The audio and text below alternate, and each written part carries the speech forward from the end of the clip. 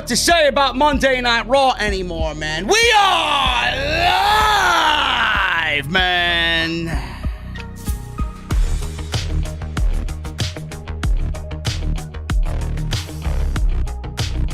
Drew McIntyre entered the Gauntlet and comes out a loser. WWE makes a big change, if you even want to call it that, to the Elimination Chamber. The Miz pulls himself out of the Chamber match on Sunday. And in walks Kofi Kingston.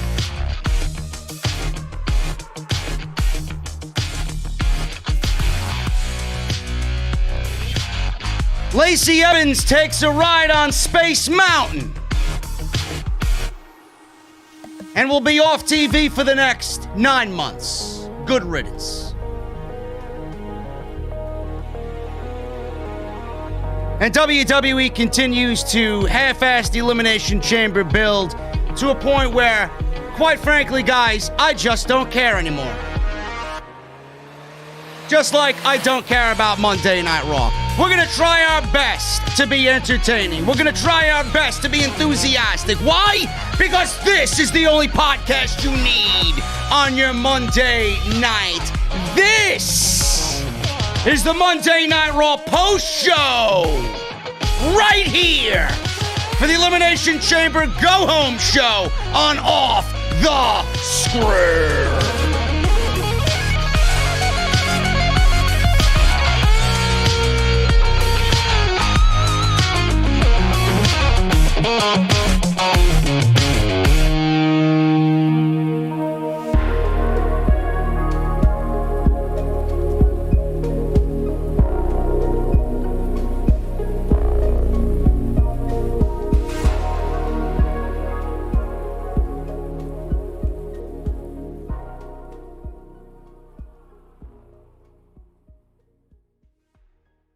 Is this what you want? This fucking foliage? Is this what you want? Mr. Dips?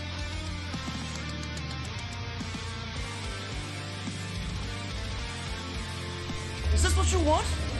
Me standing in front of EC3 buying designer coats? Is this what you want?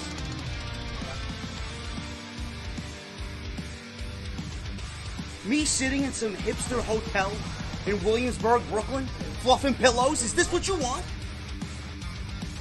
I don't believe this. This graffiti art, the hotels, avocado toast. All I want is a fucking Guinness. An ice cold Guinness. What the hell does that mean?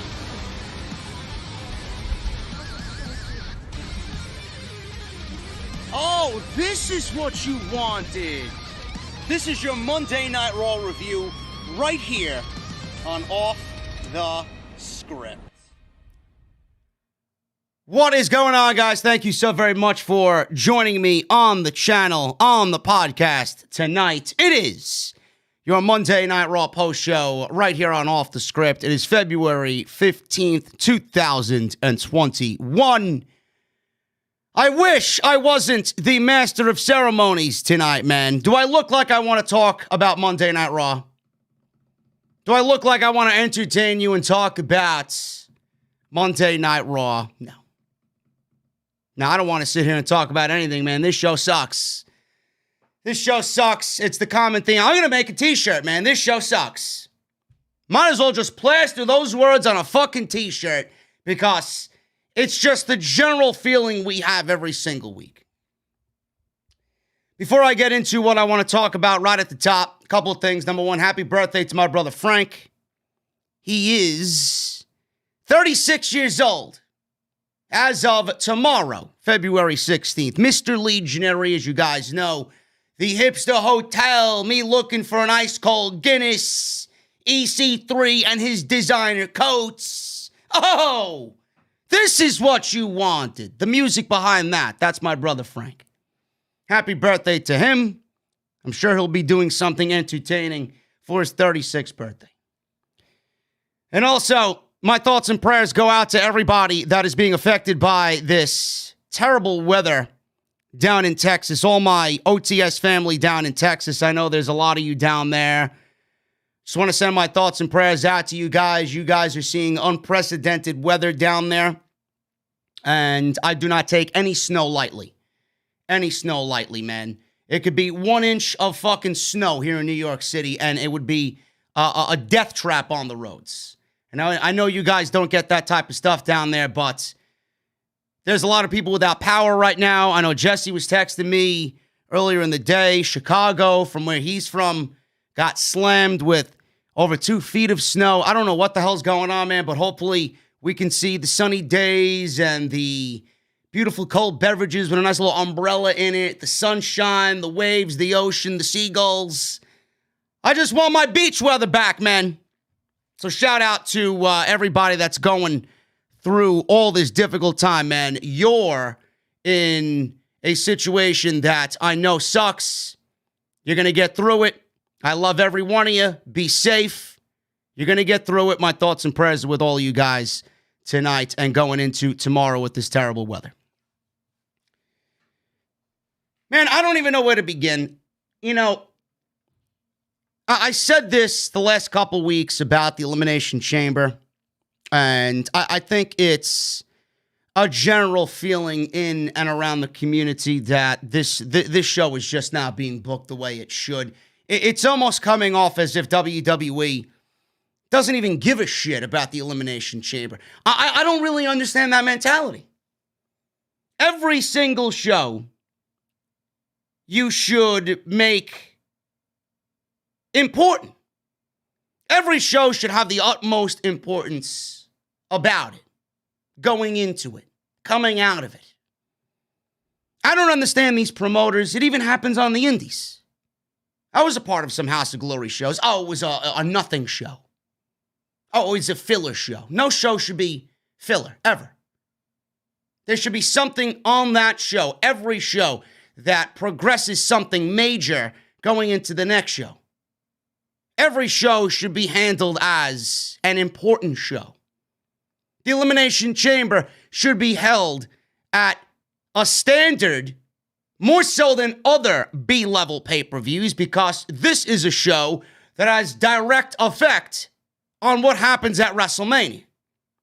Not this year. WWE has developed this Elimination Chamber show this year, and nothing that comes out of this show will have any direct effect at WrestleMania. Nothing. And that's what they built this show around.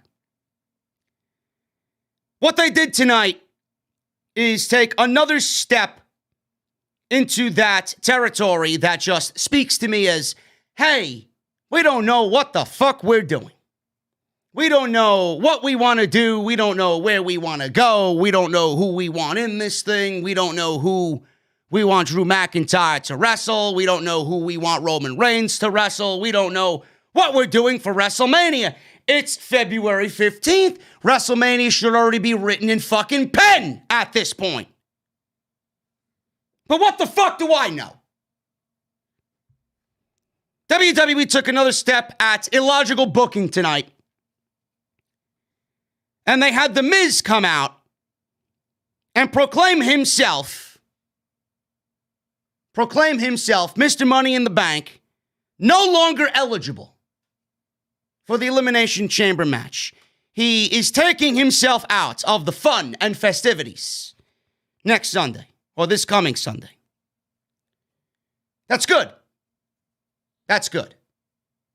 A match without The Miz in it is a better match. But I don't know why this wasn't thought of before we got into the match. Did anybody think before they actually made this match and picked these guys? Oh, but it's all former WWE champions. That's great. That's great. The Miz may be a former WWE champion, but I don't want to see The Miz in 2021 competing for a fucking WWE title. I don't know how anybody that's creative didn't realize that The Miz being in this match from the very beginning just didn't make any sense to begin with. Why would The Miz be in this match? First of all, we all know it doesn't make sense. The Miz is Mr. Money in the Bank. Why are you going to grant this guy a WWE title shot for being a fucking loser on top of him being Mr. Money in the Bank, which gives him an automatic WWE title match whenever he wants? He did nothing to get in the chamber. He doesn't deserve to be in the chamber. He doesn't deserve a WWE title opportunity. On top of that, he don't even deserve the Money in the Bank. So you are rewarding him for basically being a fucking loser. Number one. Number two, The Miz is a heel. Why would The Miz want to compete for the WWE Championship inside a chamber with lottery odds? You could show up at number one. You could be the last guy in there. You think The Miz wanted to go fight in a gauntlet match knowing that he didn't have to? Fucking serious. So The Miz is a heel. Why would he want to be in the Elimination Chamber match anyway when he's got the Money in the Bank? All he has to do is wait for the fucking guy who wins the Elimination Chamber match and walks out with the WWE title and sneak in the fucking chamber after the goddamn thing is over and cash his fucking briefcase in. So why was he even in the fucking match to begin with? So he pulls himself out of the match. WWE, they built this entire show around two things. The Gauntlet Match, which we'll get to, and then The Miz finding a replacement for The Miz on Monday Night Raw for his chamber spot. So clearly, The Miz backs himself out of this thing, and he lobbies for John Morrison to get into the Elimination Chamber. Another fucking loser. Why WWE would even entertain, why Adam Pearce would even entertain, he looked like a fucking fool, entertaining the thought, oh, you know what, you do make a good point there, Mr. Miz. I'll take it under advisement. I'll take it into consideration. Consideration for what? Morrison being a fucking loser? These guys are class clowns. They do not even deserve to utter the word World Wrestling Entertainment Championship. Give me a fucking break. That was the whole thing going into Monday Night Raw. Who's going to be the last guy to take the Miz's spot? Then they come up with the idea of Kofi Kingston. Don't know why Kofi Kingston wasn't thought about before they put the fucking Miz in there. I'm not a big Kofi Kingston guy. I appreciated what they did with Kofi Kingston a couple of years ago. I was a part of Kofi Mania. I was for Kofi Mania. A little overhyped. But nonetheless, it was a good WrestleMania moment.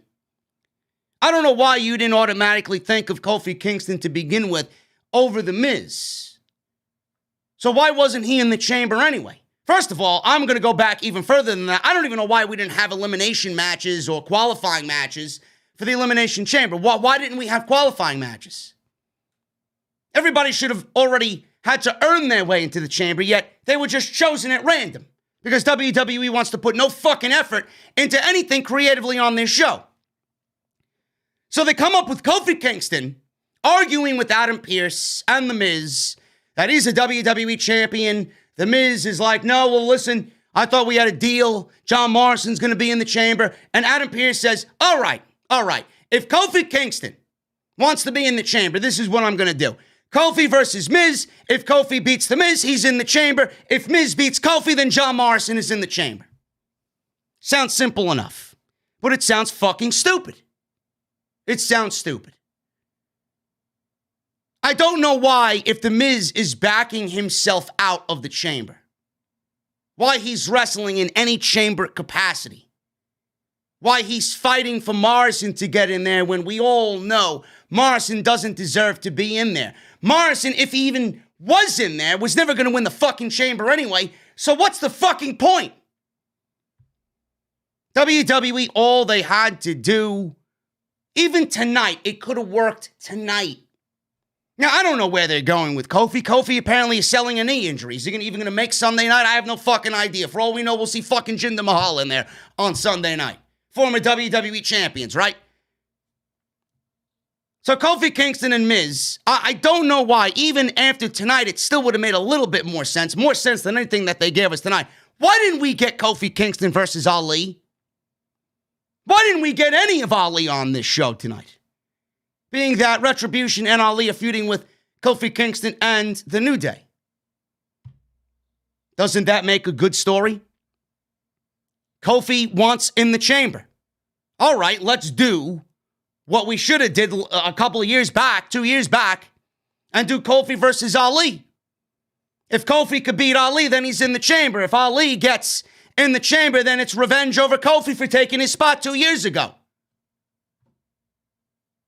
I'm going to go back again. I don't know why there weren't qualifier matches for this thing. SmackDown had qualifying matches, as lazy as that was. They even had qualifying matches, but Raw is too lazy on a 3-hour show to have fucking qualifying matches. Then we get to the Gauntlet Match. WWE has this Gauntlet Match set up where the winner gets the ultimate momentum going into Sunday's pay-per-view, and they enter the chamber last. Their pod opens up last on Sunday inside the Elimination Chamber for the WWE Championship. The field could be empty, or all 5 guys could be in there before the 6th guy gets in there. It's a lottery system. It's one of the more devastating matches in WWE all year. So they got this Gauntlet Match, and it looks ridiculous that they have these Gauntlet matches happening every single year, and especially in a year where they have gone out there and put absolutely no effort into the Elimination Chamber whatsoever. We got Drew McIntyre competing in a Gauntlet match as the WWE Champion. That in itself sounds and looks absolutely ridiculous. It really does. And it goes to show you that everybody writing this show has the fucking IQ of a goddamn crayon. I don't know why we have to see something like this on the show tonight, where the WWE Champion is put in a situation where he is going to lose on television in a non-title situation that means absolutely nothing. Lose. Drew McIntyre goes into the Gauntlet and he loses on national television when, in fact, he should have never even been here in the first place. This is what pisses me off. There's no prestige for the championships. There's no care for this guy's title run. There's no care for the WrestleMania WWE Championship match. Nobody gives a fuck. I don't even know why I give a fuck. They don't give a fuck. Why the fuck do I care? WWE put Drew McIntyre in a situation where he was ultimately going to be set up to lose just to create some fake unpredictability going into Sunday's pay-per-view. I said it last week. I said it the week before. I said it on Off the Script. I've been saying it on social media. I don't know why WWE has chosen the route of Edge just sitting on his fucking choice for WrestleMania. I don't know why Edge came out of the Royal Rumble and shows up on Raw, shows up on SmackDown, shows up on NXT, shows up on fucking Impact, goes over to Japan and fucking stares down Kota Ibushi. I don't give a fuck what this guy does. This guy should have shown up on the very next night and already stated to the world what he's going to do at WrestleMania. And then at that point, knowing WWE has 3 weeks left to go for a fucking pay-per-view that they slotted in between the Royal Rumble and another fucking pay-per-view that's going to be a complete waste of time called Fastlane, I don't know why they didn't have this guy come out and automatically say what he was going to do at WrestleMania. If it was Drew McIntyre, so be it. If it was Roman Reigns, so be it. All the rumors are saying that it's going to be Roman Reigns. WWE is stuck on Edge versus Roman Reigns for whatever reason. Fine. If Edge chose Roman, then that means Drew McIntyre has to defend the title against whoever is on Monday Night Raw as the number 1 contender in a one-on-one match. Then that means the Elimination Chamber should be open on Monday Night Raw for 6 guys, 6 top contenders to enter the chamber, and that match should be used to find out who wrestles Drew McIntyre at WrestleMania. And then Roman should be defending the title inside the Elimination Chamber because Edge chose him, and Roman is not going to go unscathed on the road to WrestleMania. Why did I just say all of that without stuttering one fucking word? And WWE is creating television that basically just shows everybody that they're a bunch of clueless fucking hacks. Why did you do what you did to set up Drew McIntyre as a fucking failure? Do you guys like seeing Drew McIntyre lose? Some of you might not even like Drew McIntyre or care for his title run. I don't really give a shit. And I don't want to hear the fucking geeks either. Oh, well, he was made to look strong in the Gauntlet match. He went all the way. He beat Styles, and he beat Jeff Hardy, and he beat Orton, and then he loses to Sheamus, right? I don't give a fuck what you think. Drew McIntyre should not lose. He's the WWE champion. Do you see Roman Reigns losing on national television in a non-title match? When you can find Roman losing on national television in a non-title match in the last 6 months, you let me know. Why does Drew McIntyre have to lose? WWE had a gauntlet match tonight because they don't know how to fucking write captivating television for 3 fucking hours with the largest roster that this show has ever seen. WWE put Drew McIntyre in the gauntlet match because their creative going into the Elimination Chamber is fucking terrible. WWE put Drew McIntyre in a losing situation tonight because they don't give a fuck about the WWE title or Drew McIntyre. Any questions? I don't know how this shit doesn't anger anybody, man. Everybody's watching ho-hum, la-di-da-di-da, tee-hee. Monday Night Raw was a decent show tonight. No, it wasn't. Open your fucking eyes. Complete garbage. I don't like my intelligence insulted. I don't know why the fuck you guys just sit there and you are obedient to everything WWE does. You're complacent in everything that they do. They fucking spoon feed you and you bend over and take it up the fucking ass. Why? I know when I like to see my pro wrestling on TV, I like to know who the fuck the champions are, and I like to see them booked strong. No champions ever should be losing on television like this. Kenny Omega's not going to be booked to lose on national television. Roman Reigns is not going to be booked to lose on national television. Why the fuck is Drew McIntyre being booked to lose on national television in a non-title fucking match? Now, don't you think him losing tonight kind of sets up the predictability that he's going to win at the Elimination Chamber? Yes, because him losing tonight is doom and gloom for Drew McIntyre.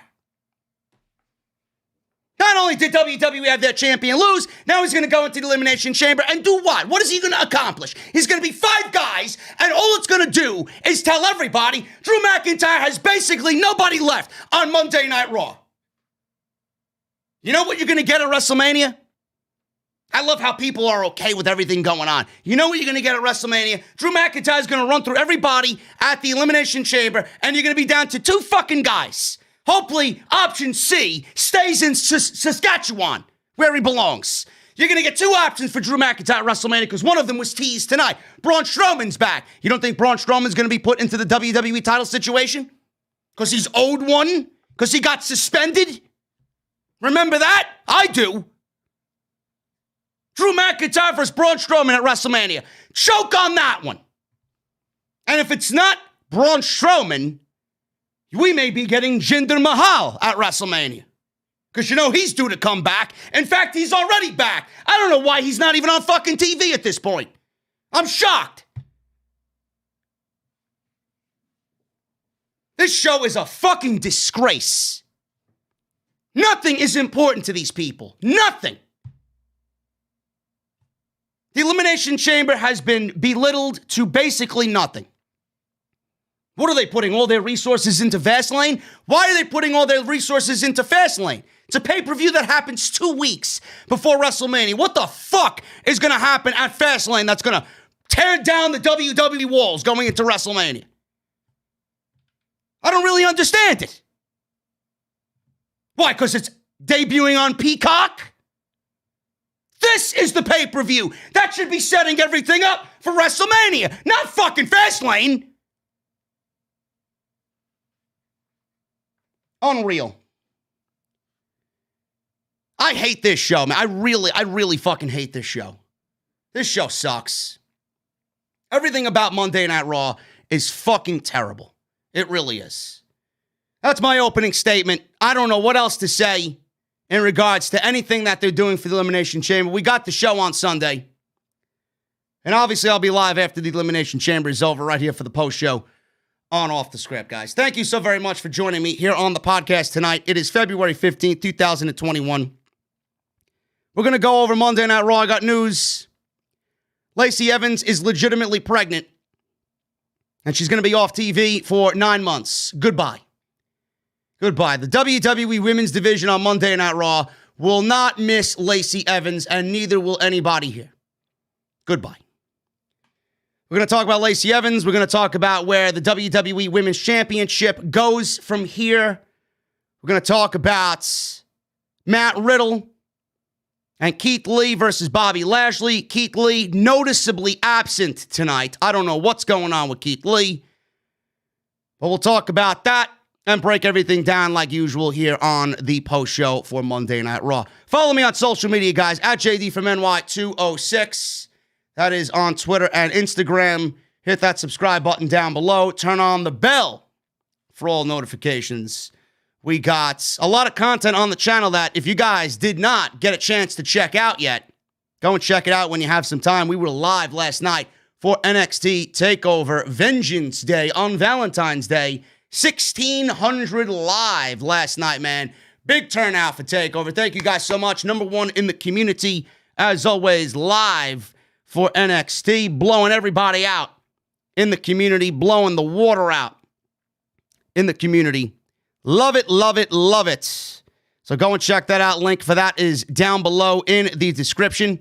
Monday Night Raw from last week. AEW, Friday Night SmackDown. Off the Script, episode 364. Everything you need, link down below in the description. If you want to support the show, there are a couple of ways to do that. Number one, patreon.com/JDfromNY206. Thank you to all my patrons. You guys are awesome. Shout out to everybody in the OTS Discord. I love you guys. I see you guys having a great time in there.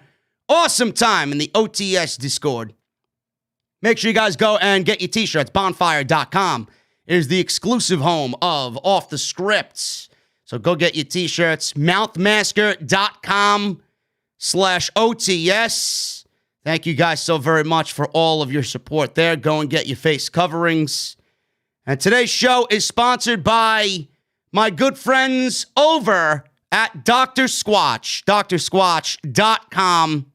You guys are going to use code SCRIPT at checkout to save 20% off. Awesome stuff is Dr. Squatch. If it wasn't awesome, I wouldn't be using it. So make sure you guys go and get your soaps, your shampoos, your conditioners, your deodorants, your toothpastes. You guys will look your best, feel your best, smell your best. I mean, Jesus Christ, man, you are already listening to the best. So it goes hand in hand, man. We only support the best. Right here, that's DrSquatch.com. Use code SCRIPT at checkout for 20% off.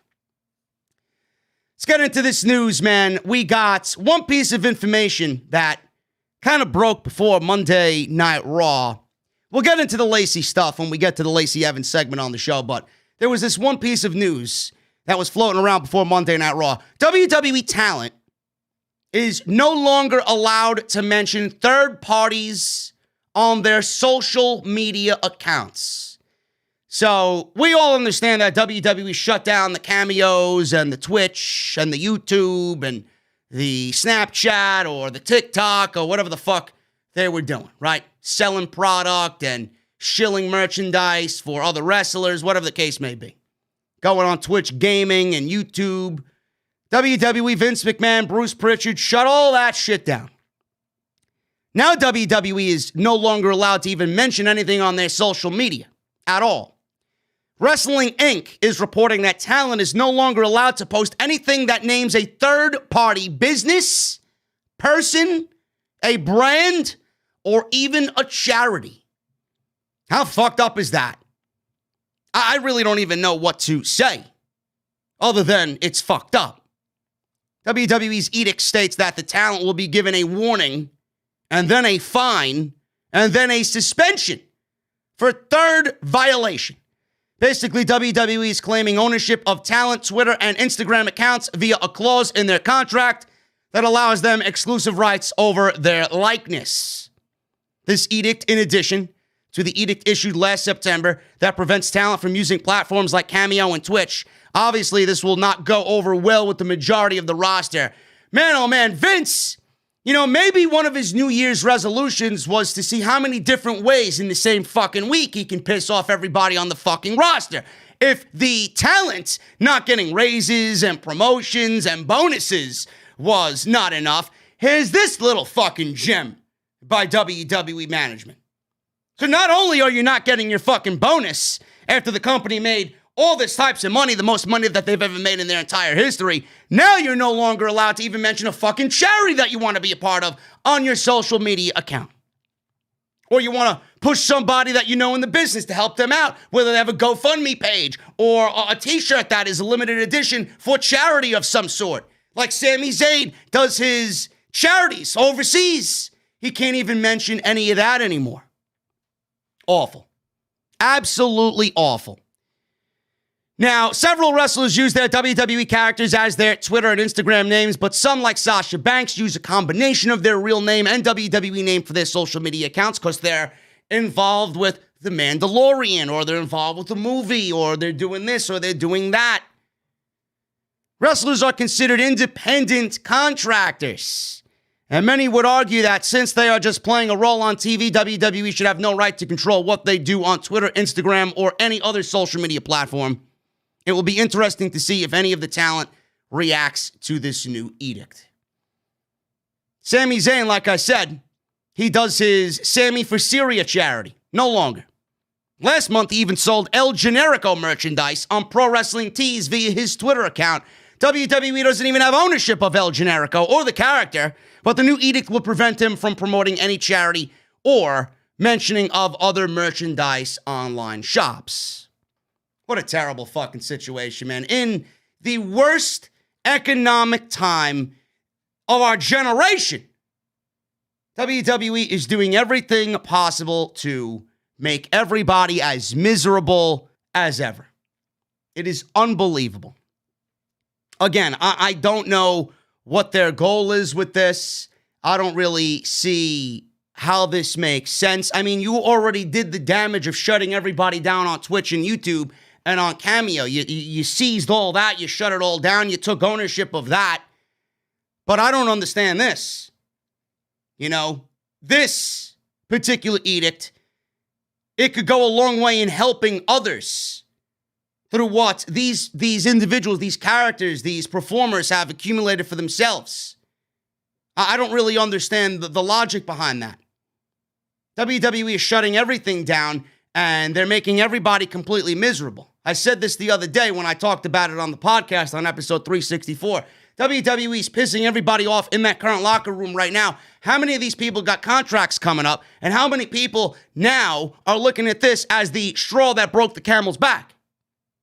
How many people are looking at WWE as a potential home in the future if you're a free agent or you got a contract coming up, if you're with Impact or AEW or MLW or New Japan, you want to come over from the Indies and you want to sign with NXT, you want to sign with WWE. How many of those guys are looking at this type of situation and second-guessing themselves now?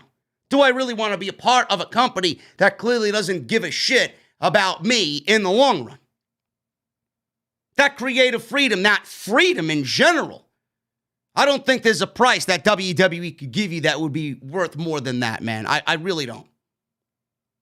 If you are an independent wrestler listening to me, if this gets to you in any way, and you are seriously contemplating WWE, I urge you to sit down and really go over what you're doing. How much is your creative freedom? How much is your freedom in general worth to you? Does this sound like it's worth it to you? I know it doesn't to me. It may be a bucket list thing, but until Vince McMahon and Bruce Pritchard and his fucking circus of idiots is out of there, it might not be your best bet to go to WWE. I'm being completely frank with you guys. I'm being completely honest with you guys. Unless Vince McMahon and Bruce Pritchard are gone, then there's no point in going to WWE. It's a bucket list thing for everybody. Everybody wants to main event WrestleMania. Everybody wants to go to Raw and SmackDown. They want to make the big money. Go make your money somewhere else. Go make your money somewhere else. WWE wants to own you, and they don't give a fuck about you. They'll pay you. But are you going to be happy in the end? Some of you start off happy, and then you realize that what I'm saying is correct. Fuck WWE, man. I don't know who would even consider going there right now with what they have going on and what the upper management fucking suit and tie idiots are doing to everybody below them. Monday Night Raw. Miz TV started off the show. Miz introduced Drew McIntyre. He talked to Drew about how nervous he should be about entering the chamber.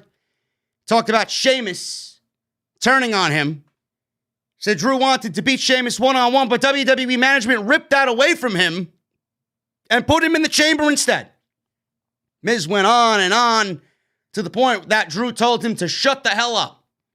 Miz says he didn't mean any disrespect towards Drew McIntyre. Drew stood up and told Miz, listen, if you don't shut your mouth, and if you interrupt me one more time, you will end up regretting it. So Miz obviously interrupted Drew McIntyre, and then Drew gave him a Glasgow kiss, and he nailed him, knocked him out. Drew took the Money in the Bank briefcase and threw it Andrew Jones-like from center field, threw it from the ring all the way up the stage. What an arm Drew McIntyre has, man. Maybe he should be playing center field for the fucking New York Yankees. I don't know. So the Miz, he was in the ring. Drew McIntyre left, pissed off. Drew McIntyre was walking up the ramp, and Miz was regaining some consciousness here. Miz sat up and said, see that? A little bit of Elimination Chamber pressure, and we're seeing the cracks already in the WWE Champion. He then went on to say, how can you blame him? He doesn't have any of that pressure, says The Miz. The Miz has no pressure whatsoever because he's bringing the chamber pressure in the form of the Money in the Bank contract. He said he was going to explain to Drew McIntyre, who he kept calling Andy. He was going to explain to Drew McIntyre that there are so many variables that could go wrong, but he only needs one thing to go great, and then he'll cash in the contract. He then began saying he's a master strategist, and he wants every superstar to be on notice and hear his footsteps to add to the pressure. I am in control. And then he leaned over the top rope, and he was speaking into the camera with this intensity. It's nice to see Miz being intense and real for a little bit, away from John Morrison, who was visibly absent. John Morrison was not on the show in any way tonight. I don't know what happened there, but maybe something will come out in the Observer from Meltzer and Alvarez on Tuesday morning. He said when he cashes it in, he will be standing in the ring as WWE Champion, and he said if Edge wants to talk about high-stakes poker, he is removing himself effective immediately from the Elimination Chamber match. Joe on commentary was calling this brilliant. He said he doesn't need the chamber because he has the Money in the Bank contract, and everybody wondered on commentary who would replace The Miz inside the chamber. Is it really brilliant? Is it really brilliant? I don't know if it's brilliant or not, but it certainly goes to show you that The Miz knows what he's doing. A little late, but he knows what he's doing. Joe said he doesn't need the chamber because he's in possession of the Money in the Bank briefcase. I don't know why Creative didn't figure that one out. Why was he even there? Like I said in the opening of this podcast, I don't know why he was even there to begin with. If this was the decision that you were ultimately going to make, why was he there? He doesn't need an opportunity at the WWE title on top of the opportunity he walks around with every single week. What did he do for the opportunity to even be in the Elimination Chamber? WWE created this fake dialogue, this fake narrative. Oh yeah, Drew McIntyre's got to defend in the Elimination Chamber against ex-WWE champions. That's great. The normal idiot, the casual fucking idiot's gonna latch onto that. Oh, yeah, it makes sense because they got a going theme going into the chamber. It's all ex-WWE champions. Fine. But what has The Miz done in the last 6 months to be in the fucking chamber and deserve to be in the chamber? Nothing. Absolutely nothing. So Miz is gone. Miz is gone. This should have been a decision that was made by creative before they even announced who was in the chamber to begin with. So the going theme on this show was who was going to replace The Miz inside the chamber. And I still think, and I'm sticking to my guns, man. I know I'm not the only one in the community that's saying this. The Elimination Chamber should not be a match that Drew McIntyre has to compete in. He should be defending his title against a top contender in a one-on-one match, and the Raw Chamber, or the SmackDown Chamber for that matter, should be used to set up the other title match at WrestleMania. Edge should have already chosen his opponent. Now, for those wondering, well, JD, why do you think Edge should have already chose his opponent? I mean, what exactly is WWE doing? What are they doing by prolonging Edge? What are they doing by prolonging his decision? Is it a ratings grab? Has the ratings drastically gone up because people's intrigue is there? Oh my God, man, I can't wait to watch the show because Edge is going to announce who he's wrestling at WrestleMania. Nobody's watching this fucking show for Edge. Nobody gives a shit about Edge. People want it now.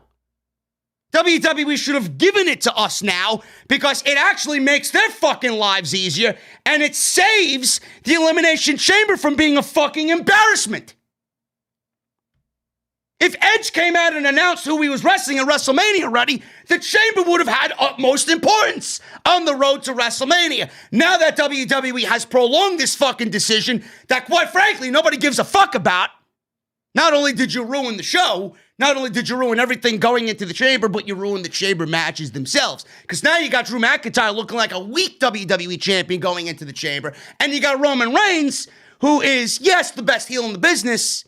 He's not even in the fucking Chamber. He's got 6 idiots challenging themselves for a shot at Roman Reigns that very same night.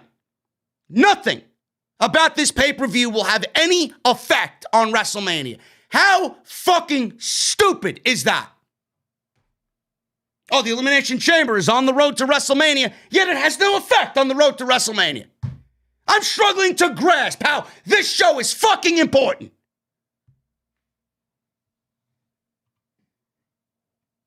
Matt Riddle,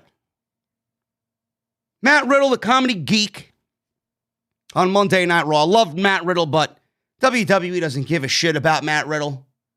They got him locked in now for 3 years. Good for him. He's making some good money. So he'll be the bro on Monday nights. He teamed with Lindsay Dorado and Gran Metalik against the Hurt Business, MVP Cedric Alexander and Shelton Benjamin. Bobby Lashley was in Gorilla watching this on a TV monitor. So they had a little back and forth where they were talking about ex-presidents because it's President's Day. Didn't come off funny at all. It just sounded stupid. Matt Riddle got the hot tag a couple of minutes into the match, and he rallied against Cedric Alexander. MVP entered, favored his right knee. He delivered his ballin' elbow, but Dorado and Metalik broke up that cover. Cedric gave Metalik a lumbar check. Shelton gave Lindsay a kick to the face. Riddle gave Shelton the final flash knee. Lindsay dove onto Shelton at ringside. Riddle then gave MVP a knee to the face and then a floating bro for the win. Riddle and the Lucha House Party win in 11 minutes. Riddle and the Lucha House Party were celebrating. Lashley, in a very fancy suit with the United States title, ran out and attacked them in the aisle. The Hurt Business were beating down the baby faces. Riddle was put into the Hurt Lock, and there were about 16 fucking different camera cuts from I gotta get 16 different angles on that nice looking suit from Bobby Lashley. You know, I was getting a fucking seizure just by watching these camera cuts on this Hurt Lock that he put on Matt Riddle.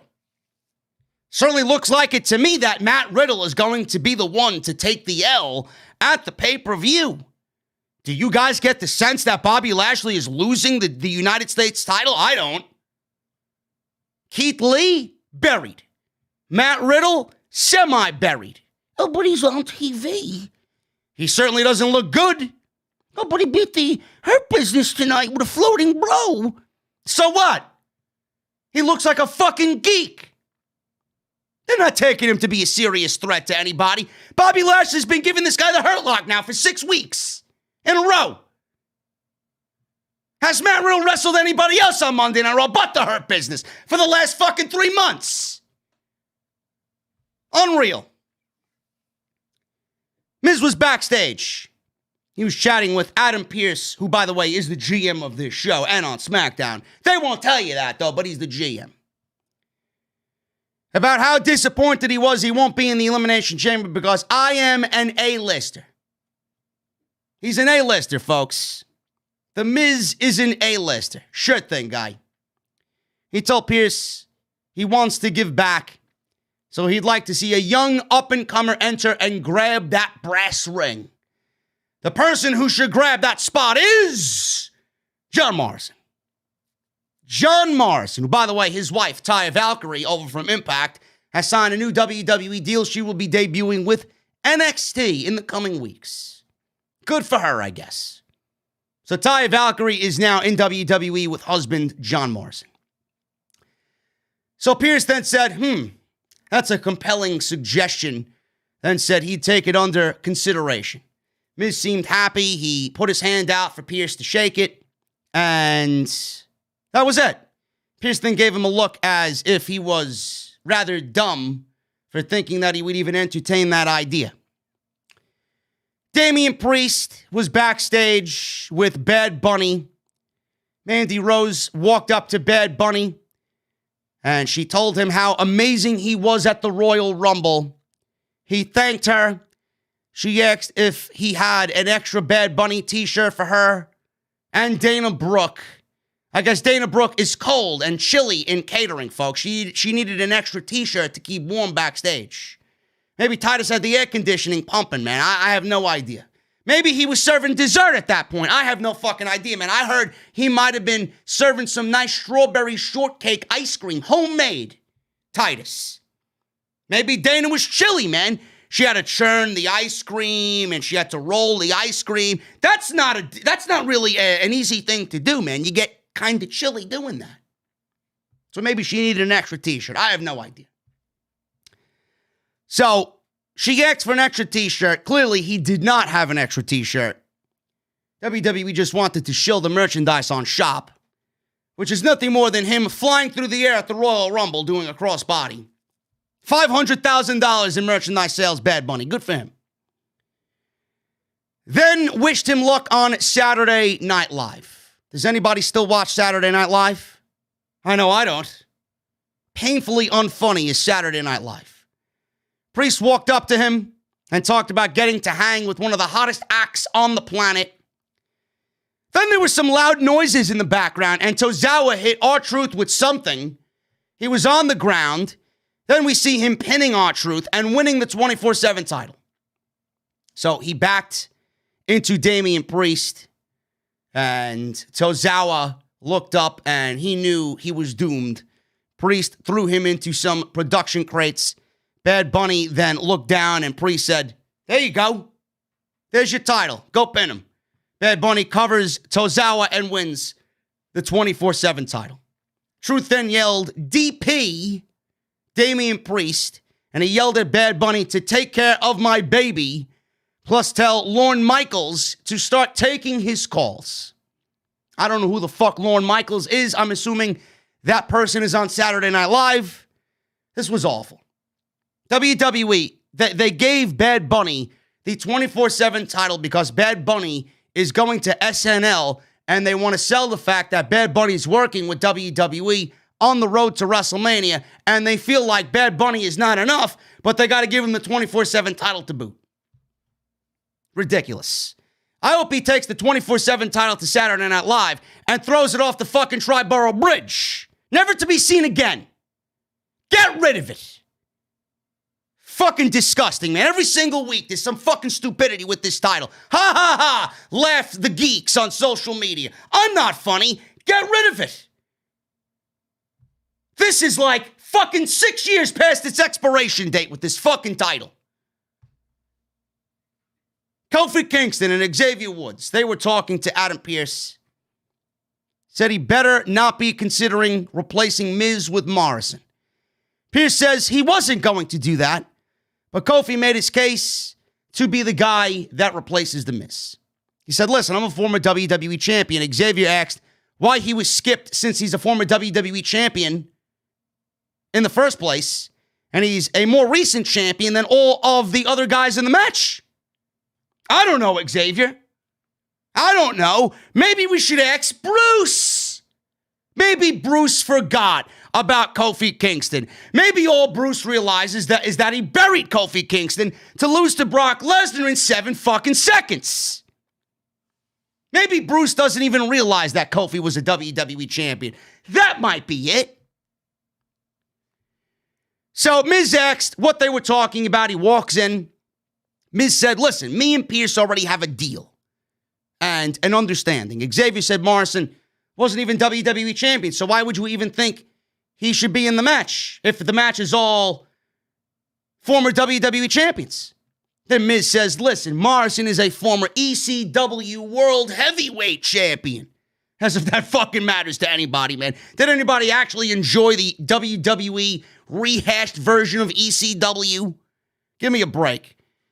Kofi and Xavier and Miz were arguing back and forth. Pearce yelled and got in between everybody, told them to stop yelling.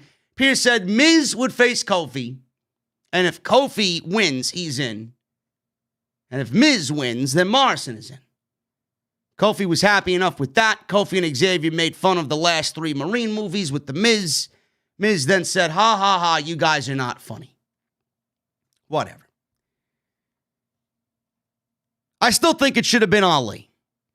I really do. WWE should have had qualifying matches where Ali beat Kofi Kingston to get his rightful spot in the chamber match. That's what I would have done. Normally, that's what should have been done. WWE even had the opportunity to do that tonight. And just get The Miz out of there. If The Miz doesn't want anything to do with the chamber, then The Miz doesn't want anything to do with the chamber. Get him the fuck out of there. Put Ali in there. But nobody thinks that's a right idea. Nobody thinks that's a good idea. Oh, fuck that shit. Fuck continuity. Fuck storylines. Fuck history. Fuck Ali, says the company. Because they don't find any money in Ali, but they're a bunch of idiots. They're a bunch of clowns. That's exactly what I would have did. But we got Miz and Kofi Kingston. Charlotte Flair. The android. She made her way to the ring. Then Asuka made her way to the ring, and we got Lacey Evans and Charlotte Flair feuding. Evans was challenging Asuka for the Raw title at the Elimination Chamber. Peyton, Royce, and Lacey Evans came walking down with Ric Flair. This was a tag team match against Asuka and Charlotte. Lacey got on the microphone and thanked Charlotte for getting herself disqualified last week so she can get what she deserves, a title shot at Asuka at the Elimination Chamber. She said she's been listening to her daddy's sweet words and knowledge and taking it all in. And she said Rick thinks she's ready to become champion on Sunday. Royce was standing next to them.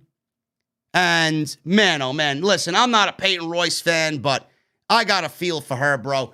They pulled her away from the Iconics, which was a god-awful act to begin with. They were one of the worst aspects of WWE television ever.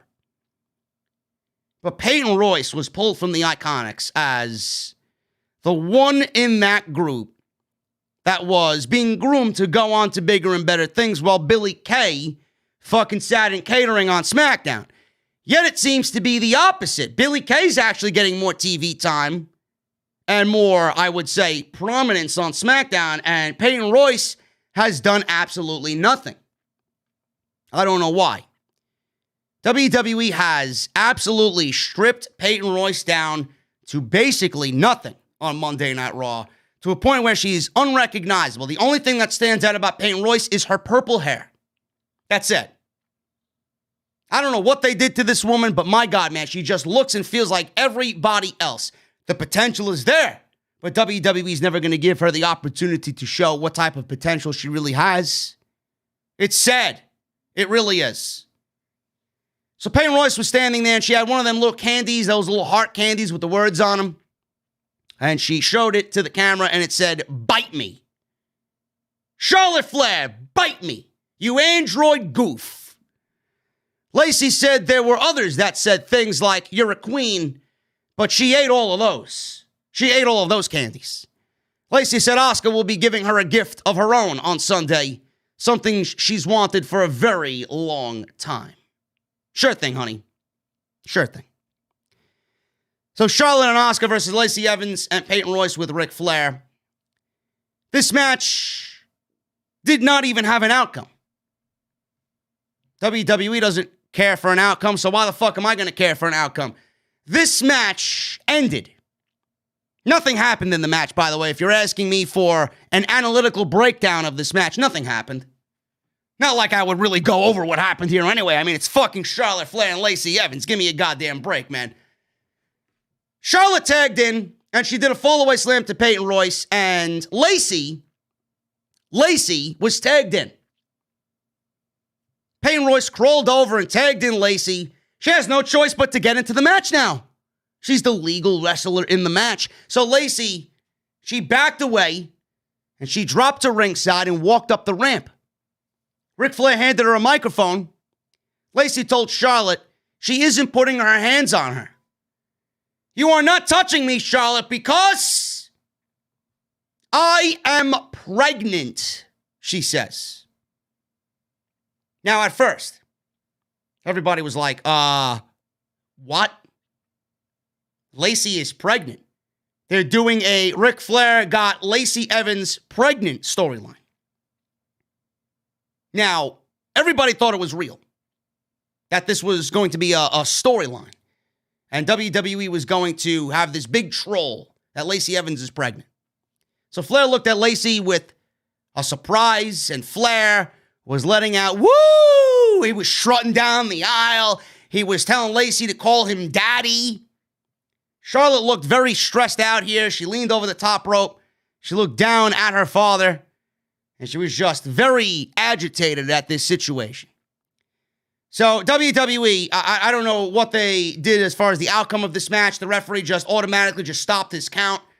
Charlotte, I guess, won the match. If you want to go based on legitimate, logical wrestling 101, Charlotte and Asuka would have won the match by countout. The referee just stopped his count, and Lacey Evans won via pregnancy, I guess. A new rule was added to the wrestling book. Lacey Evans wins via pregnancy. Everybody thought it was a storyline, a terrible storyline at that. I even tweeted out prematurely, WWE killed the women's division. Jesse texted me, "How could you kill what was already dead?" Ha ha ha. The women's division on Monday Night Raw is absolutely fucking atrocious. It is god-awful. It is an embarrassment. It's the worst I've ever seen it. This is the revolution. This is fucking every word in the dictionary that is opposite of revolution. This is the worst it has ever been on Monday Night Raw, and I mean that with every fiber of my soul. This women's division is terrible. Lacey Evans is not trolling. Lacey Evans is legitimately pregnant.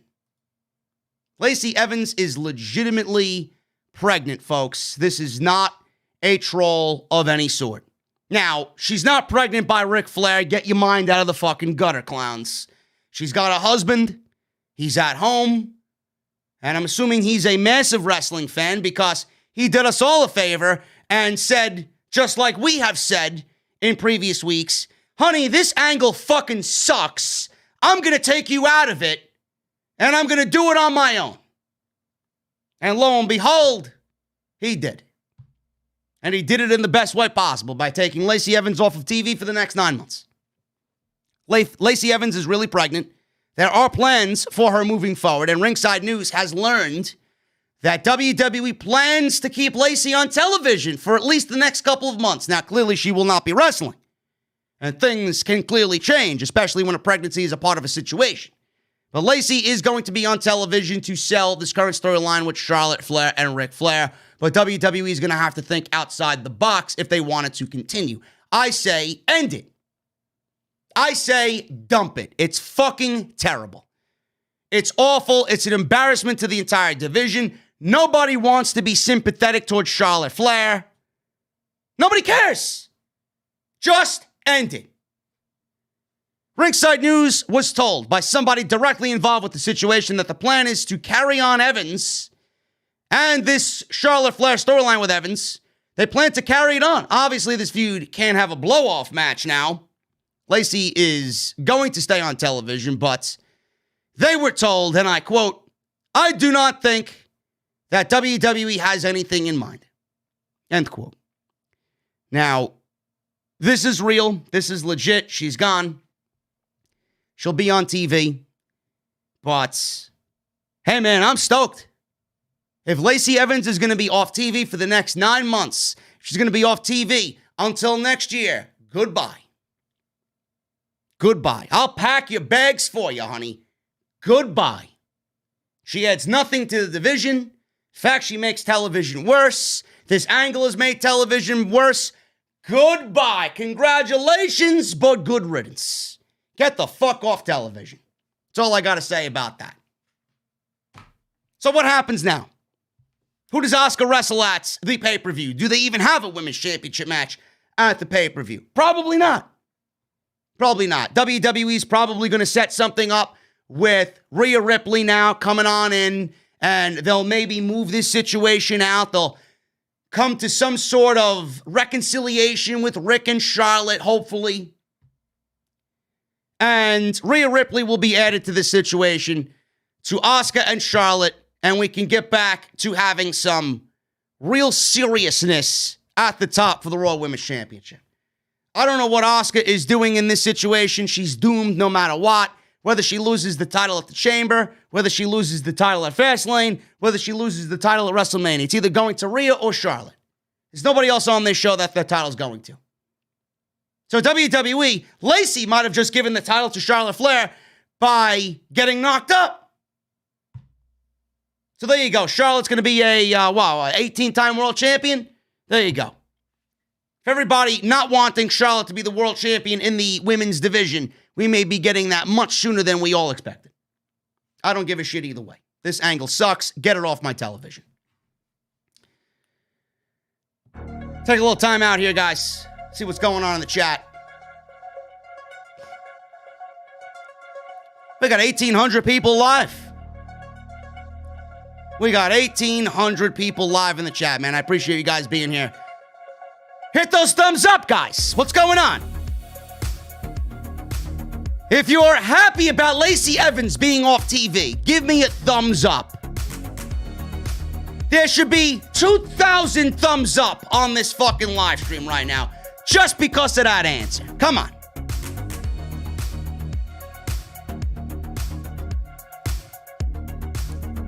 I want to thank you guys for being here, man.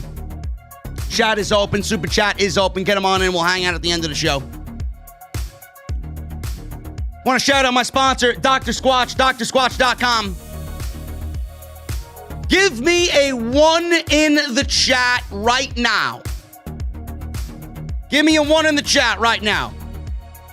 If you guys love good hygiene.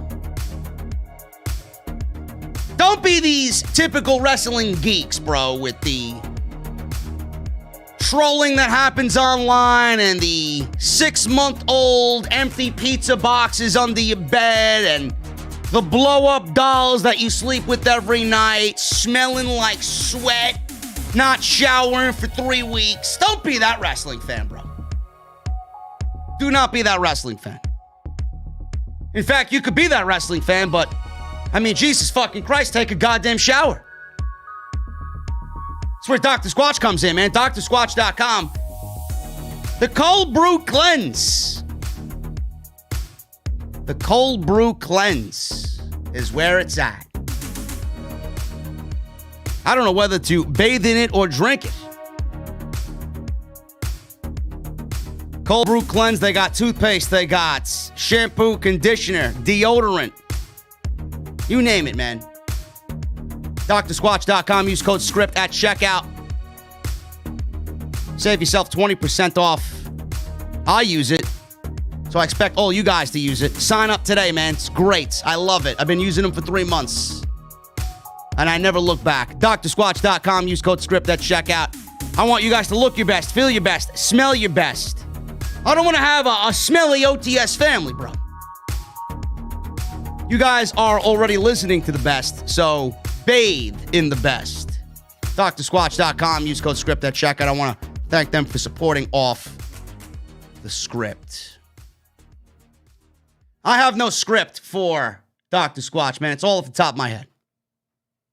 I come up with my own scripts, man. There's a reason why this show's called Off the Script. Just got a text from Jesse. Listen, bro, I apologize, man. I got a lot going on here. Not only is it my brother Frank's birthday, coincidentally, my brother Frank and Jesse share the same birthday. So I want you guys right now in the chat live. If I had happy birthday queued up, I'd play happy birthday for him, this fucking geek. Give me a birthday. Actually, ban this guy. Support Wrestle Talk. Get the fuck out of my chat, you goddamn fucking geek. Support Wrestle Talk. Fuck Wrestle Talk. Jesse's birthday's today, man. Give me a birthday cake emoji in the chat and wish Jesse a happy fucking birthday, man. Happy birthday, buddy. Happy birthday, man. I may go out on social media tomorrow and I may reach out to Britt Baker and I will have, actually, you know what? Never mind Britt Baker. I'm going to have Thunder Rosa wish you a happy birthday. Going to have Thunder Rosa wish you a happy fucking birthday, man. Good old Thunder Rosa. There you go. Hey, let's get back into the fucking action here, man. Monday Night Raw. I wish I didn't have to, but we got a show to complete. Charlie Caruso interviewed Sheamus backstage about being in the chamber. Sheamus says he shouldn't have to fight for the opportunity because Drew made a verbal agreement to defend the title against him. I wish you would take this to the higher-ups, man. Maybe that initiative would have changed the entire goddamn Elimination Chamber show. What happened? We got to get Sheamus on the CNC.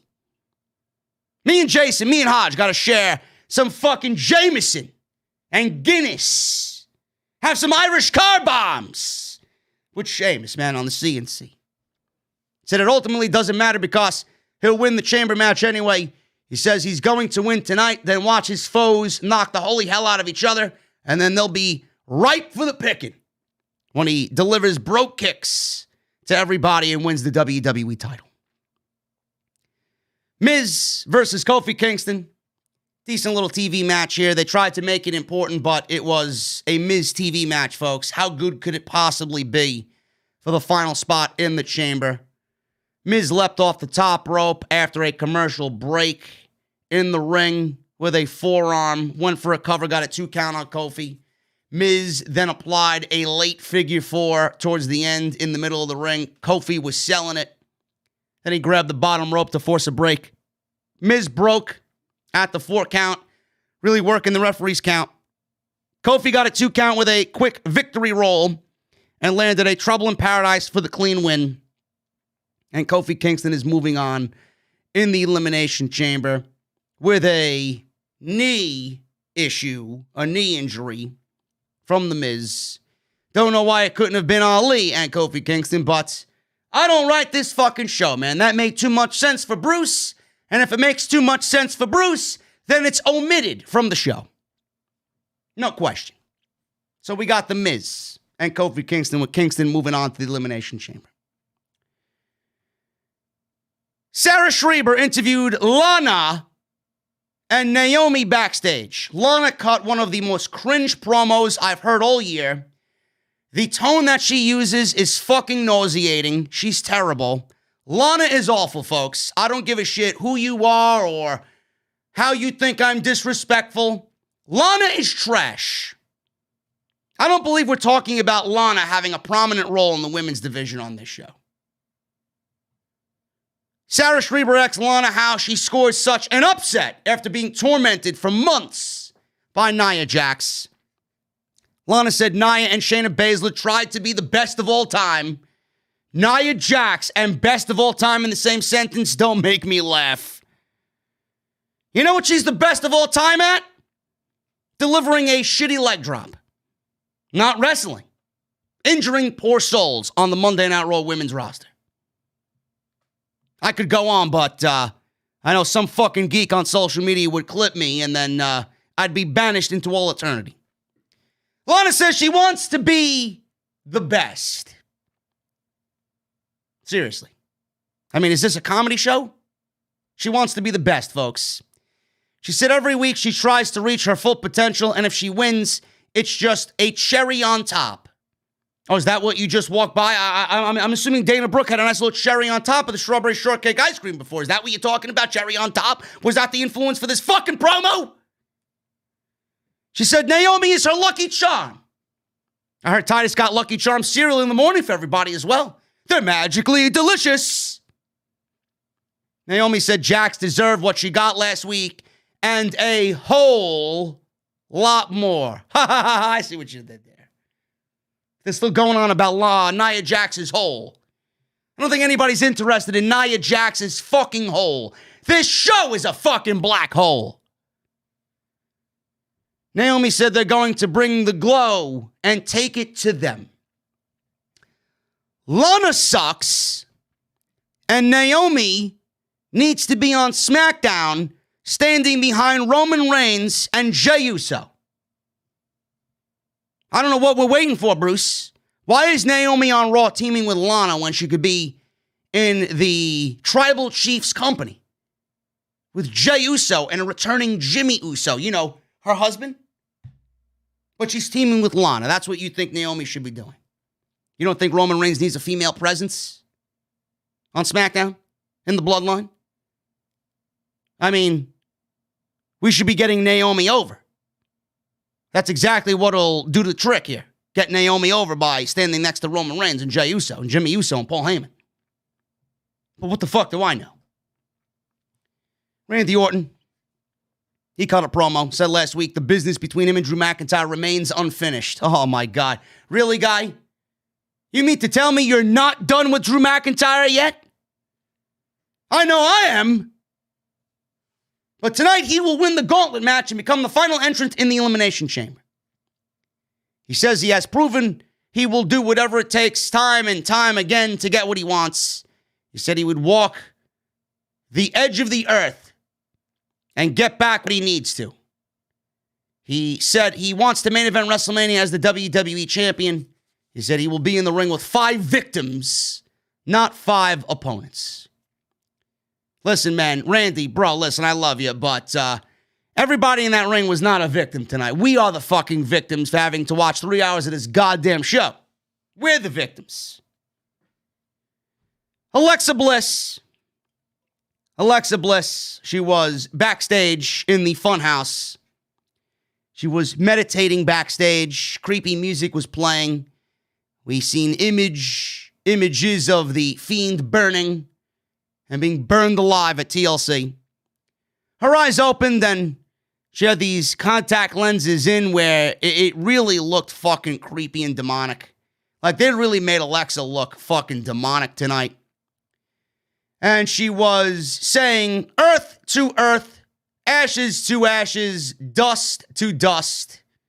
And then she blows dust from her palm, from the palm of her hand. In the fire, he was destroyed, but in the future, he will be reborn. Now, I don't know what she was blowing. Maybe she was blowing from the palm of her hand the Fiend's ashes. I have no idea. She giggled, and then the camera was there. She looked up at the camera. There was an aerial shot above the funhouse, and she was sitting inside a satanic pentagram, with each corner of the pentagram lit with 5 candles on each end. Nice of WWE to just throw it in plain sight that they're dealing with fucking Masonic imagery and the devil and Satanism. Great. It's like they're not even fucking hiding it anymore. Awesome. My brother's gonna have a field day with that one. I mean, fucking Hoolagrim's gonna fucking have a field day with that one in the goddamn chat. I know he is. I texted a picture of Alexa Bliss inside a satanic pentagram to both of my brothers, and they were like, are you fucking kidding me? Man, they're not even trying to hide it anymore. There you go. Lana with Naomi versus Shayna Baszler and Nia Jax. Baszler wins in 5 minutes. Baszler worked over Lana's arm. Imagine being Shayna Baszler. Imagine being Shayna Baszler, man. You're on Monday Night Raw. You're primed for a world title shot against Becky Lynch at WrestleMania. WWE botches your run. They have you win the Elimination Chamber after you should have won the Royal Rumble. Then they have you go to WrestleMania and lose. And then they have you go into Money in the Bank. Everybody thought Shayna was going to win Money in the Bank. She don't win that either. Then she gets teamed up with Nia Jax. And now she's on Raw having to sell for Lana in 5 minutes on Monday Night Raw in 2021. Sucks to be Shayna Baszler, huh? Can you imagine what this woman is probably talking about when she goes home to her roommates, man? I don't believe I had to put Lana over in 5 minutes in this match. Shayna Baszler should be beating Lana in 5 fucking seconds, never mind 5 goddamn minutes. Hey, what are we doing here? Does anybody really believe that Lana can stand toe-to-toe with fucking Shayna Baszler? Triple H is probably looking at this situation, rolling his fucking eyeballs in the back. And I know he was there because he took a picture with fucking Bad Bunny tonight after he won the 24/7 title and posted it on social media. Baszler wins in 5 minutes, gear for the clutch, tap out, goodbye. Goodbye, Lana. Braun Strowman walked up to Adam Pearce, says he needs to talk to Adam Pearce about getting in the chamber.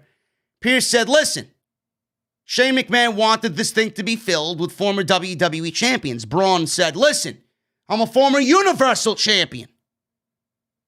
Listen, Braun, I know you're a Universal Champion, but listen, man, you know, it's not the same thing. You might be a little slow there. The Strowman Express might be out of gas.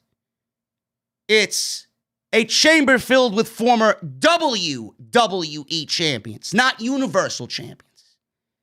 So get in the back of the line, clown. Whee! The Strowman Express is back, folks. And he's out of gas. He needs to make a pit stop. Pearce says he's only a messenger. Braun told Pearce, tell Shane McMahon he better make it right, or it won't be pretty around here. I wonder what Braun Strowman would have said if Adam Pearce told him, or if Braun Strowman found out that Adam Pearce was thinking about putting John Morrison in the fucking chamber and he wasn't even a fucking champion. Imagine what Braun would have done then. That'll be between us, bro. That'll be our little secret, bro. Braun Strowman, he's back. He had a blood infection. Happy he's back and healthy. Looks great. But WWE bringing him back. Do we see him enter the chamber on Sunday because Kofi is injured? Does Braun Strowman get a title match at Fastlane against Drew McIntyre? Does he get a title match against Drew McIntyre at WrestleMania? Is this our WrestleMania match, folks? I pray to God not.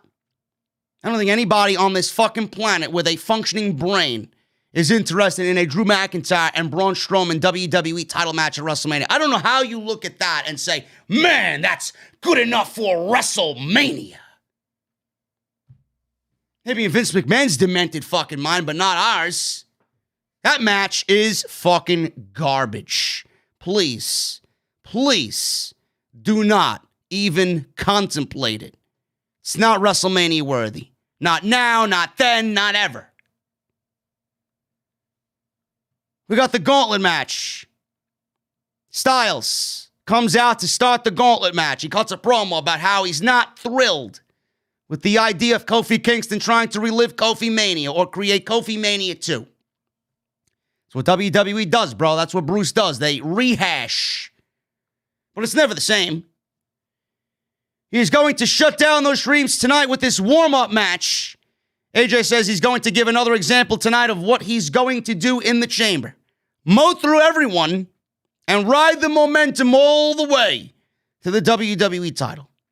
AJ then mentioned how Omos and Joseph Park have crunched the numbers and the statistics and the analytics say AJ can't lose. Bro, you already lost. You're on Raw. I don't give a fuck what Joseph Park has done analytically and statistically. You're on Raw. Just by that, you're a loser. Kofi Kingston and AJ Styles gauntlet match. They start this thing. WWE tried and true. When all fails, when all else fails, and we need to write 1 hour of television of mindless garbage, let's enter a gauntlet match. Kingston was eliminated here. Styles went after Kofi at ringside with a chop block to the knee.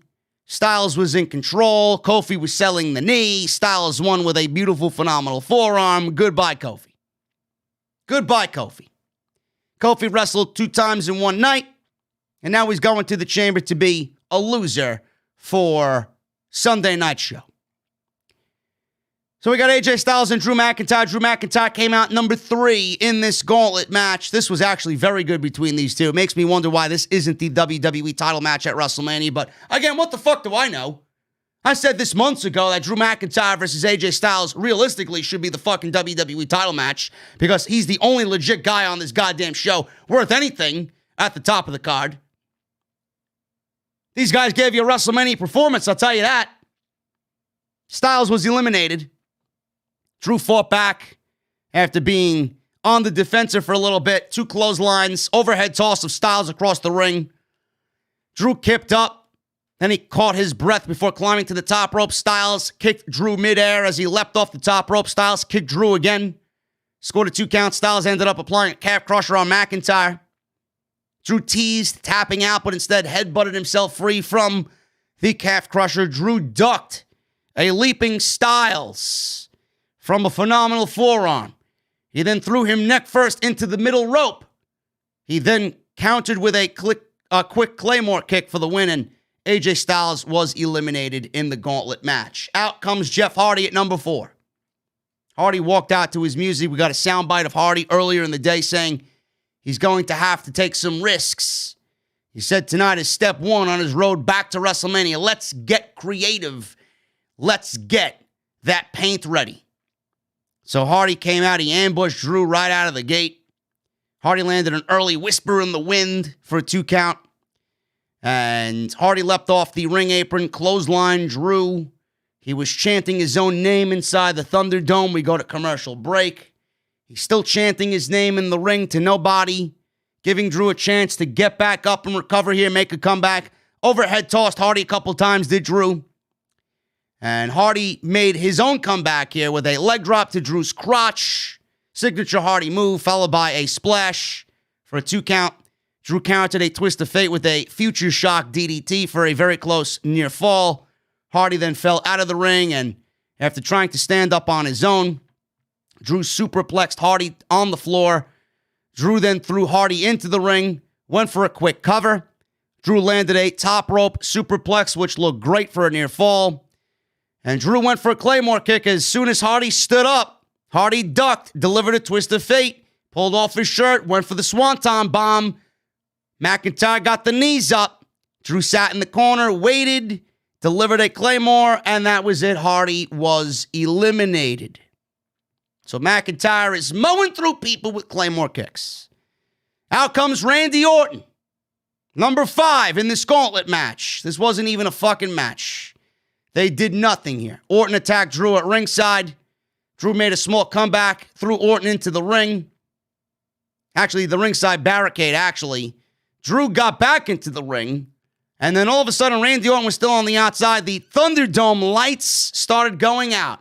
Now, Drew's in the ring, and Orton, like an idiot, is looking around. He's all confused. The Thunderdome lights went out. And if I could pull this shit up, let me see if my sound is on here. Look at this shit. That's exactly what it looked like. Randy Orton was on the outside, and the Thunderdome was filled with Alexa Bliss screens all over the Thunderdome. She was all over the place on the big screen above the ring, on all the virtual screens on the Thunderdome panels. Everywhere was Alexa Bliss laughing. Randy Orton looking around confused. He got counted out. Randy Orton, a 15-time world champion, looking around at virtual Alexa Bliss screens. A 15-time world champion, not knowing where he is in that moment for 5 seconds, to find within himself the wherewithal to get in the ring and get into the ring and beat Drew McIntyre and be the last guy in the chamber and win the WWE title on Sunday. 15-time world champion, folks. Made to look like a blithering fucking idiot. Imagine that. Drew McIntyre wins and Randy Orton gets counted out. Awesome. Hey, if it spares us another Drew McIntyre Randy Orton match, thank you, Alexa Bliss. I appreciate you. Sheamus comes out. He blindsided Drew McIntyre. The ref checked on Drew. Drew insisted that the match start, ring the bell. He's a fighting champion, you know. Sheamus beat up Drew for a couple of minutes. Drew eventually made a comeback, knocked Sheamus off the ring apron with a forearm shot. He shoved Sheamus into the ring post. He then threw him back into the ring. Now they're back in the ring. He gave Sheamus an overhead toss after an Irish whip into the ropes. Sheamus elbowed out of a second attempt of the overhead toss, but Drew McIntyre landed a nice spine buster. Sheamus sidestepped a Claymore kick and landed a bro kick and pinned the WWE champion. Sheamus earned the right to enter the chamber last. That is it. Couple of things I noticed here, man. Number one, Sheamus is not winning the WWE title. Just throwing that out there. For all these geeks out there, oh, Sheamus is entering last. He might win the WWE title. WWE might take the title off Drew McIntyre going into WrestleMania. No. Not going to happen. It seems like we are getting a possible Sheamus pinning McIntyre here, which leads to a one-on-one match at Fastlane. That's what I'm predicting. Randy Orton is still obviously preoccupied with The Fiend. I can see WWE main eventing the Fastlane pay-per-view with some gimmick match between The Fiend and Randy Orton. I think The Fiend is getting ready to come back, and it's probably going to happen at Fastlane because WWE is trying to sell that first big pay-per-view on the Peacock streaming service. Sheamus pinned McIntyre. He's not going to win the chamber, but he's going to hold that over management's head. Hey, Drew already promised me a one-on-one match, and I pinned the motherfucker. Give me my one-on-one match. So you know what's going to happen. Drew McIntyre looked a little gassed at the end of that gauntlet match. Now, we know Drew McIntyre has great cardio, but we've seen him push to his limits tonight. He looked a little gassed, looked a little famished at the end of that match. It was a respectful performance by Drew McIntyre. Don't get me wrong. I'm not saying that Drew McIntyre looked completely weak in the gauntlet match. All I'm saying is, and this was the point I tried to make in the beginning of the show, WWE needs to avoid booking situations creatively like this. In no situation should you be booking your WWE champion to lose on Monday Night Raw in a non-title match. It doesn't do Drew good, even though he had a good performance. It doesn't do the WWE title good. He has no momentum. None. Even though he looks strong here, the title should not be on the shoulder of a loser in a non-title situation. Why would you ever book your champion to look weak? Like I mentioned before, do you see Roman Reigns losing on weekly television in non-title situations? Do you even see Roman defending the fucking title on SmackDown? He did it once against Kevin Owens, and that was because it was a Christmas Day episode. They wanted a big number following the football game on Christmas Day. But have you seen Roman Reigns look weak in any way as Universal Champion? So why would Drew McIntyre look weak? Why does he deserve to look weak? WWE should not have had a gauntlet match with the champion involved. This goes to show you that what I've been saying all these weeks is the right way to go about it. Drew McIntyre should be defending against Sheamus. That's the match that you teased. That's the angle that you played out. That's the match that you pretty much had Sheamus and Drew McIntyre say okay to. That should be the title match at the Elimination Chamber. Edge should have chose Roman the day after the Royal Rumble. That Friday after the Rumble on SmackDown, he should have chose Roman. The Chamber on Monday Night Raw should have been to determine who wrestles Drew at WrestleMania. Yet you put your WWE champion in a situation to lose. In a non-title situation. Not only that, the Chamber looks fucking unimportant. Nobody in the Chamber deserves realistically to be there. What are we doing? How does anybody agree to this? How does anybody look at this and say, hey man, it's only a fucking TV show. What are you getting so worked up for? Your intelligence is being insulted and the characters that you're watching on TV look dumber for it. Things need to make sense. I'm here to make sense of all of it. The way that I just laid it out for you the last couple weeks is the exact way the Elimination Chamber should have been done. Not the way WWE is doing it. WWE is showing you that they don't give a fuck about the Elimination Chamber. They don't give a fuck about anybody involved in the Elimination Chamber. And they don't give a fuck about WrestleMania. They're showing you that they have no fucking solid plan. No solid idea for WrestleMania. Are you okay with that? In what should realistically be the most important WrestleMania of all time. Because of the current climate that we're living in right now. WrestleMania 37 could be a great WrestleMania if WWE put some effort into it. This needs to be the most important WrestleMania of our lifetime. And WWE is going into it like they do everything else. With laziness. I don't stand for that, man. That's not what I'm here to do. You don't like what I have to say? Go watch somebody else that's gonna fucking bullshit you till you're blue in the face. Give me a fucking break with this shit. This was awful. Everything about this show creatively is fucking terrible. Thank you guys very much for all your support, man. I appreciate you guys. I still see the birthday cakes in the chat for Jesse. Look, people are still giving birthday cakes to Jesse, man. That was like fucking 30 minutes ago. Should have kept your mouth shut, huh, geek? Yeah. Happy birthday, clown. Love you, buddy.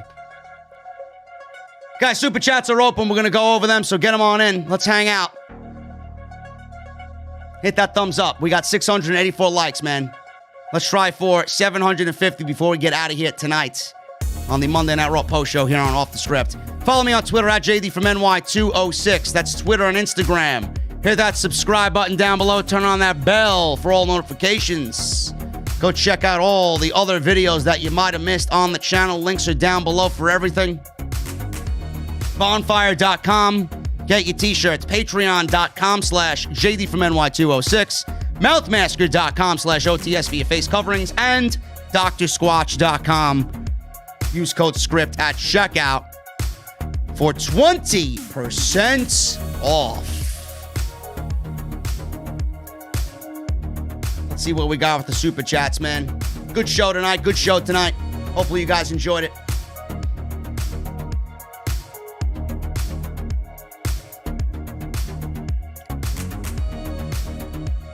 Toxic Banana 99 with a 199 super chat. You destroying the trolls yesterday had me dying. LOL. Listen, man, you want to come into my live stream chat on Valentine's Day and show how much of a virgin you really are, I'm going to let you have it. Micah does it. 199 super chat. Did you like the Battle of the Billionaires at WrestleMania 23? No. I didn't like WrestleMania 23, period. What I did like was Edge versus Mick Foley at WrestleMania 22 in that hardcore match where Edge went through a flaming table. That's what I like. Speaking of WrestleManias in that day and age. Francis Loop with a $10 super chat. I am still on yesterday's OTS, so WWE won't give bonuses, but they are forbidding talent to make extra money off using their real names for third-party platforms. Yes, sir. Yes, sir. WWE is a dictatorship, folks. It's not a wrestling company. Thank you, Francis. Thank you for the $10, man. Hooligan with a $5 super chat. Ric Flair is benched for not using code JD at checkout on BlueChew.com. Listen, bro. BlueChew.com. Use code JD for your free sample, man. Ric Flair uses it. So why wouldn't you use it? I mean, Jesus Christ, man. How do you think he got Lacey knocked up? BlueChew.com. Code JD. Free sample. Jacob Donnelly, what's up, my brother? $5 super chat. I'm starting to enjoy Edge's Royal Rumble win less and less now that I've seen how things played out. Listen, bro, I told you. Nobody listens to me, Jacob. Nobody listens to me. How many podcasters in the community have been pushing for Edge and Roman? Why? How many of them think now that's the right decision? Nobody listens to me, man. It's like I speak and I fucking give you gold and nobody wants to listen to me.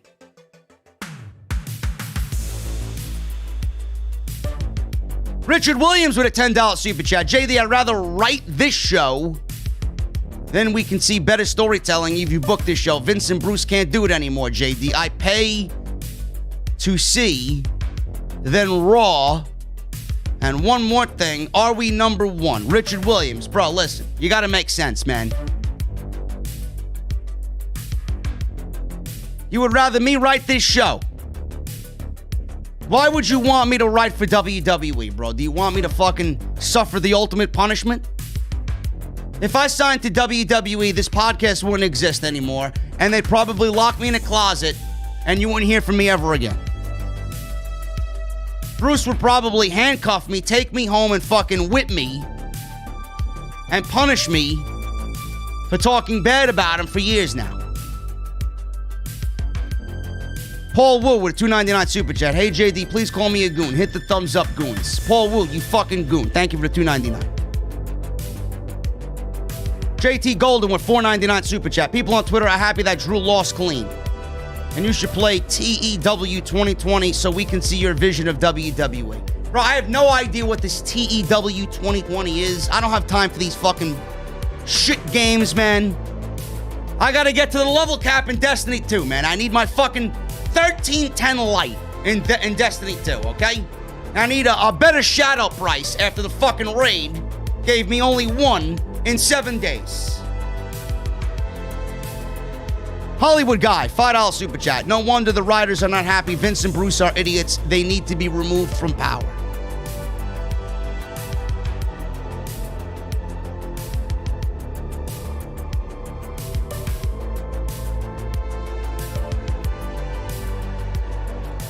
Vince needs to be removed from power, bro. We get it. Rick O'Shea with a $1.99 super chat. WWE should give Riddle a foot fetish. Thoughts? It can't be any worse than what they got him doing now. $5 super chat from Bronx Thrash. With everything WWE is doing to the talent, I don't feel bad for them when they resign or are free agents. Titus is hiring 24/7. Bro, I feel bad for the fucking talent. I don't know how they put up with this shit, man. I would love to be a fly on the wall when they're in their cars going home. Or they're laying with their spouses or their girlfriends in bed complaining about what Vince is doing behind closed doors, man. I love to be a fly on the wall.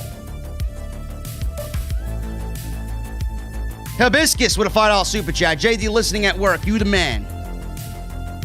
No, you the man, Hibiscus. $5 super chat. Thank you, brother. We got Chris Murabitu with a $20 super chat. JD, I'm a big fan. Thanks for keeping it real. Just booked tickets to my first live event in over a year for Janela's spring break. Seeing as the old indie card is destroyed now, was wondering if you had a dream match for that show.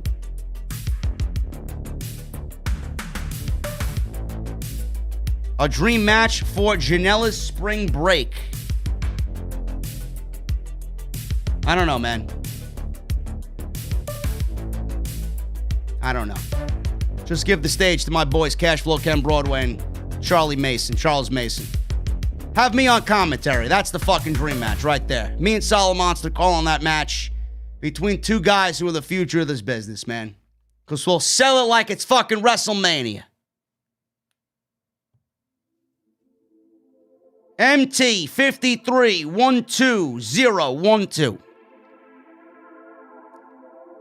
The thought absolutely terrifies me, but I would not put it past WWE to book Shane versus Strowman for WrestleMania. Listen, man. That may be.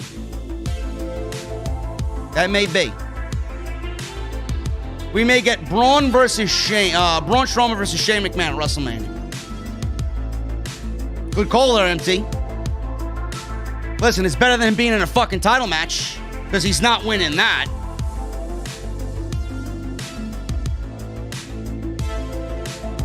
Little Willie with a $4.99 super chat. Yo, JD, my brother, I've completely stopped watching WWE at this point. Has anything entertaining or interesting happened? Most likely not. Bro, no. The only thing entertaining is this show every fucking Monday, man.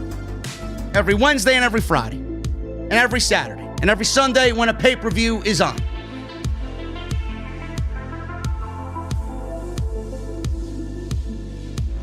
Also, JD, still love your videos and content, brother. Thank you, man.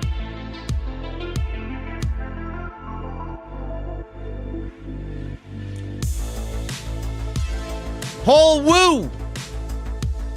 $5 super chat. Hey, JD, my friend Justine A. wants to thank you for your kind words for her last night. Justine, I hope you're feeling a little bit better tonight.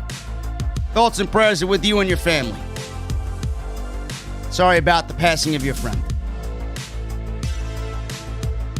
Clubber Lang, Australian, $2.99 super chat. Thoughts on Andrew Cuomo and the nursing home fiasco? Andrew Cuomo's a cocksucker, worst governor ever. Get him the fuck out. Put him in jail. Guy single-handedly fucking destroyed the city. But they're all puppets anyway, man. They're all fucking puppets on a stage. It's all a theater play. That's all it is. Israel, $5 super chat. That's why I don't watch this crap anymore. I'd rather watch you and support you, JD. I did catch that old Vinnie Mac pick. It was funny as hell. You too much. Israel, thank you, brother. Edgar Estrada with a $50 super chat. This fucking beast. Yo, JD, bro, you're the best. Happy birthday, Goon Frank. Drew is booked so weak, it's depressing to hear because I'm a fan of his. Agree, it should be AJ vs. Drew at WrestleMania. Ric Flair loves Blue Chew. Happy birthday, Heel Jesse. Justine A, prayers. Much love, OTS family. Edgar's a beast. Edgar is a fucking beast, man. Jericho8131 with a $10 super chat. The Gauntlet match for the Chamber has been run into the ground. The first year they did it with Rollins was unarguably the best. Every year since then, it's gotten more and more ridiculous. Bro, the Elimination Chamber is terrible. They made it really terrible this year. Justin Striplin with a $4.99 super chat. Raw sucks. Happy birthday, Jesse. JD rules. OTS for life. Thank you, Justin. MK Kratos, $5 super chat. JD, TEW 2020 is Total Extreme Wrestling and is a booking simulation computer game. I wouldn't mind if you did at least check it out. I might have to, man. A lot of people have been telling me to check this thing out. I might have to. And sorry about what happened to you on Valentine's Day, Kratos, man. I seen your message in the Discord. Hopefully feeling a little bit better today. I Love Pro Wrestling with a $4.99 super chat. The community post of Vince on Raw in 20 years gave me nightmares. Like how tonight's Raw gave me and everyone else nightmares. Bro, it gives me nightmares every single week, man. Nothing will change until Vince is gone. Michael Reed with a $20 super chat. What's up, JD? Couldn't Ali and Retribution still play a factor with Kofi getting in the chamber? How would you set it up? Lacey Evans really pregnant. She gonna wrestle at the Elimination Chamber. Thoughts on WrestleMania 20? Favorite match? I thought WrestleMania 20 actually sucked, bro. I didn't like WrestleMania 20 at all. Kofi, I mean, they could attack him before the chamber. I don't know. I don't think they'll do anything like that because they just don't want to wrap up storylines, man. They don't want to continue storylines, even though it makes sense. Lacey Evans is really pregnant. She's not going to wrestle at the Chamber. I don't know what's going on. We'll probably hear about that as the week goes on. Raging Girl Gamer with a $20 super chat. Thank you so much for the 20 bomb. Hope you're feeling better. And Antonio with a $4.99 super chat. Just seen you block me on Twitter. If I said anything to you, I apologize for the words. You don't need to unblock me. Just know you're the best in the IWC. I don't know why you got blocked, Antonio. I'll check into it. You might have got caught in a shitstorm. Maybe you said something along the lines that all I do is complain. Here's JD complaining again. Bro, I don't complain. I speak truth. If you said anything about me complaining, bro, I take that shit to heart. I don't fucking complain. I complain because I fucking care. Caring is not complaining.